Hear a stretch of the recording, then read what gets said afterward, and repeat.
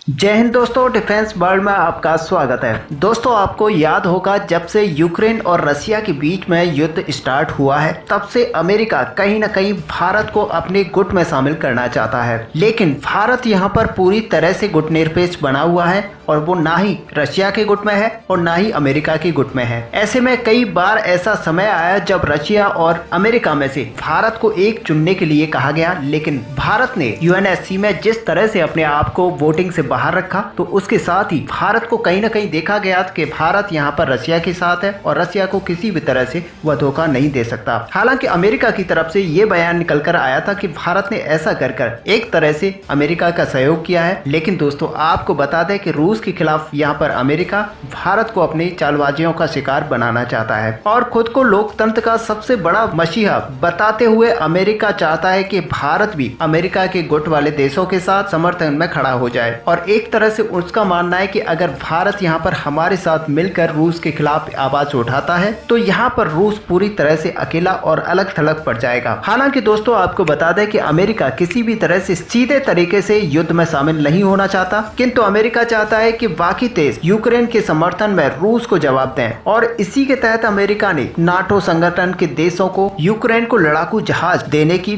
बहुत बड़ी मंजूरी दे दी है। लेकिन अब इसी चीज को देखा जाए तो अमेरिका यहाँ पर पूरी तरह से फंस चुका है और अब अमेरिका की सबसे बड़ी फजीहत हो रही है, क्योंकि दोस्तों आपको बता दें कि यहाँ पर अमेरिका की तरफ से एक तरह से मंजूरी दी गई है नाटो देशों को कि वह अपने फाइटर जेट्स को यूक्रेन में भेज सकते हैं, लेकिन इसके बावजूद अभी तक नाटो संगठन का कोई भी देश इसको लेकर आगे नहीं आया है और किसी भी देश ने अपना कोई भी प्लान यहाँ पर अमेरिका या फिर नाटो के सामने नहीं रखा है कि वह किस तरह से अपने जेट्स को लेकर आगे यूक्रेन को देने के लिए वह प्रस्ताव रखेगा। हालांकि दोस्तों हमने 3 दिन पहले ये वीडियो बनाकर आपको बताया था कि पोलैंड एक तरह से चाहता है कि वह अपने लड़ाकू विमान यूक्रेन को दे दे, लेकिन वह साथ ही यह भी चाहता है कि अमेरिका उसके लड़ाकू विमान जो यूक्रेन जाएंगे उनकी भरपाई करे। ऐसे में अमेरिका भरपाई करने के लिए राजी तो हुआ, लेकिन यहाँ पर पोलैंड पीछे हट गया है, क्योंकि पोलैंड जानता है कि अगर वह ऐसा करता है तो वह सीधे सीधे रशिया से युद्ध मोल ले लेगा। और आपको पता है कि रशिया के दूसरे मुहाने पर अगर देखा जाए तो वहाँ पोलैंड यूक्रेन से सटा हुआ है और ऐसे में रशिया कहीं न कहीं पोलैंड पर भी आक्रमण कर सकता है और इसी को लेकर पोलैंड यहाँ पर पीछे हटा है। लेकिन यहाँ पर अमेरिका की चालबाजी को कुछ इस तरह समझा जा सकता है कि अमेरिका खुद नाटो संगठन का मुखिया है, लेकिन फिर भी अमेरिका अपने लड़ाकू जहाज भेजने की बजाय नाटो संगठन के बाकी देशों के जहाजों को यूक्रेन में फंसाना चाहता है। और दोस्तों ये आराम से समझा जा सकता है कि अगर अमेरिका यहाँ पर नाटो संगठन से कह रहा है कि वह लड़ाकू जहाज दे सकते हैं तो क्या यहाँ पर अमेरिका अपने लड़ाकू जहाज यूक्रेन को नहीं दे सकता? तो ऐसे में सबसे पहले तो अमेरिका को ही अपने लड़ाकू विमान यहाँ पर यूक्रेन को भेजने चाहिए, लेकिन अमेरिका यहाँ पर खुद आगे आने के बजाय यूरोपियन देशों के अलावा बाकी एशियाई देशों को भी एक साथ युद्ध में घसीटना चाहता है। और दोस्तों यहाँ पर अमेरिका चाहता है कि सारी दुनिया के जो रूस के साथ द्विपक्षीय संबंध है वो पूरी तरह से खत्म हो जाए और यहाँ पर रूस पूरी तरह से अलग थलग पड़ जाए और यहाँ पर पूरी तरह से अमेरिका किंग बनकर एक साइड में बैठ जाए। और असल में देखा जाए तो यहाँ पर यूक्रेन की जो तबाही हो रही है उस पर अमेरिका अपनी राजनीति को चमकाना चाहता है और यही काफी लंबे समय से देखा जा रहा है कि अमेरिका यहाँ पर लगातार युद्ध शुरू होने से पहले भी बयानबाजी करता रहा है और युद्ध के बाद भी वह कंटिन्यू बयानबाजी करता आ रहा है, लेकिन किसी भी तरह की अभी जो सपोर्ट है, सैनिक सपोर्ट या फिर जो वायुसेना सपोर्ट है, वो अभी तक उसने यूक्रेन को नहीं दी है। ऐसे में दोस्तों आपका व्यू हमें कमेंट पे लिखकर बता सकते हैं। साथ ही वीडियो को लाइक और शेयर करना ना भूलें। मिलते हैं नेक्स्ट वीडियो में, तब तक के लिए जय हिंद।